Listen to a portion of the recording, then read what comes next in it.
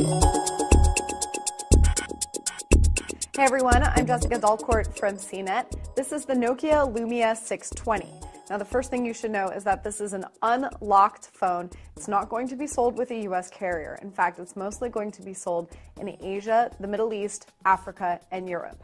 Why am I showing you this phone then? Because it's interesting to see Nokia really trying to sell something that's stylish but also affordable in an entry-level Windows phone specifically to emerging markets. There are compromises to be sure, but Nokia is trying to make sure that the stylish looks aren't one of them. So this phone comes in a lot of different colors. There's cyan shade, there's lime, white, magenta, and black if you're a little bit more buttoned down. Interestingly, the finish kind of has this gauzy quality, not like what we're used to seeing on the other Lumia devices. The reason is because there's sort of like an interior layer of color and then this external layer. So it almost looks like there's an extra cover on top of it, but it's actually all just one back panel. The edges are rounded, the back is slick, not super grippy, but I'm not fumbling it or anything, partially because it's kind of a small phone. I'm not a big fan of the buttons. They seem a little bit stiff and hard to push, even though I really do like the shape. Popping the cover off of the back is a little bit tricky. You have to actually push down on the camera module while pulling up on the side.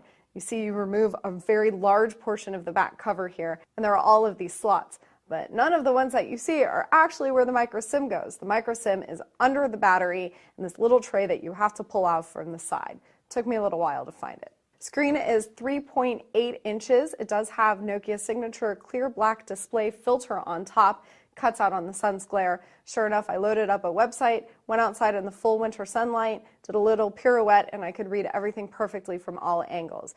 It does run Windows Phone 8, and so you've got several different screens. Your start screen where you can pin, unpin, and resize the live tiles, and you've also got the full list of apps right there.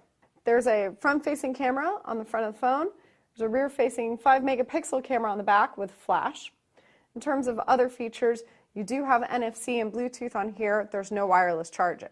In terms of the other specs, you're not going to find anything too stellar, and that's deliberate because they are trying to come out with an inexpensive phone. 8 gigabytes of onboard storage, but you also have 7 free gigabytes of storage through Microsoft SkyDrive, that's cloud storage. And if you've got a micro SD card, you can actually hold up to 64 extra gigabytes on this phone. You've got a dual-core 1 gigahertz Snapdragon S4 processor running the show, 1300 mAh of battery. The battery front, it's a little interesting because you can actually only set your timeout for 30 seconds or a minute, and that's all for battery savings. So don't expect it to last all day long and soldier on through the evening. Since this is a quad-band GSM phone, you will be able to use it in the US on AT&T or T-Mobile. If you did want to buy it unlocked, it will cost you about $250 US. I'm Jessica Dalcourt. This is the Nokia Lumia 620. You can read my full review at cnet.com.